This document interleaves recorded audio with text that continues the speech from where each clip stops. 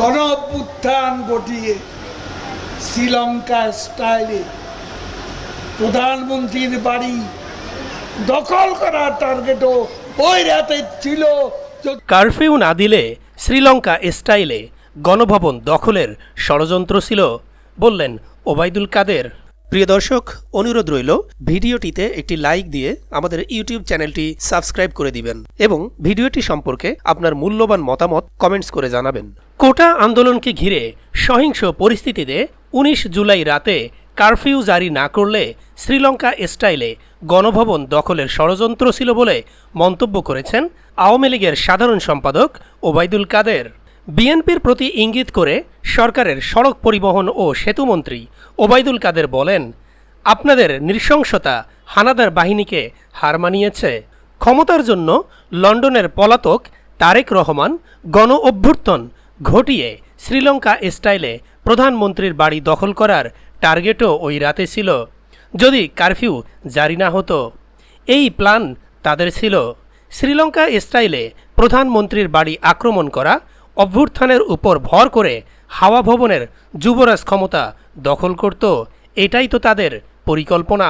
রবিবার রাজধানীর তেজগাঁওয়ে ঢাকা জেলা আওয়ামী লীগের কার্যালয়ে দুস্থদের মাঝে খাদ্য সামগ্রী বিতরণ অনুষ্ঠানে এসব কথা বলেন তিনি।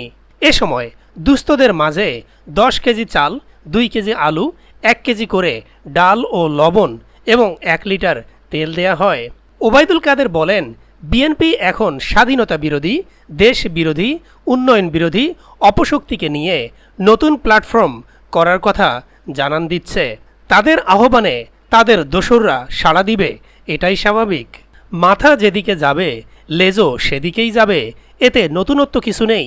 তবে তাদের ঐক্য অগ্নি সন্ত্রাসের ঐক্য, দেশ ও দেশের উন্নয়ন ধ্বংসের ঐক্য।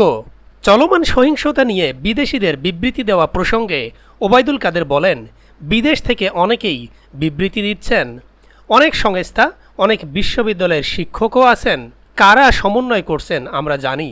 তাদের বলবো, কারো প্ররোচনায় বিবৃতি না দিয়ে এখানে এসে metro rail, elevated expressway, BRT এর ধ্বংসলীলা দেখুন। বিআরটিসির ৪৪টি গাড়ি পুড়িয়ে ফেলা হয়েছে, তা দেখুন। সাংবাদিক বন্ধুরাও আক্রান্ত হচ্ছেন।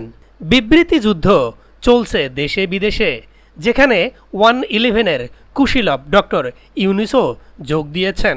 আওয়ামী লীগ সাধারণ সম্পাদক আরও বলেন, তিনি চ্যালেঞ্জ করে বলতে পারেন আওয়ামী লীগ আক্রান্ত, আক্রমণকারী নয়। এখন বিবৃতি আসছে আক্রান্তদের বিরুদ্ধে।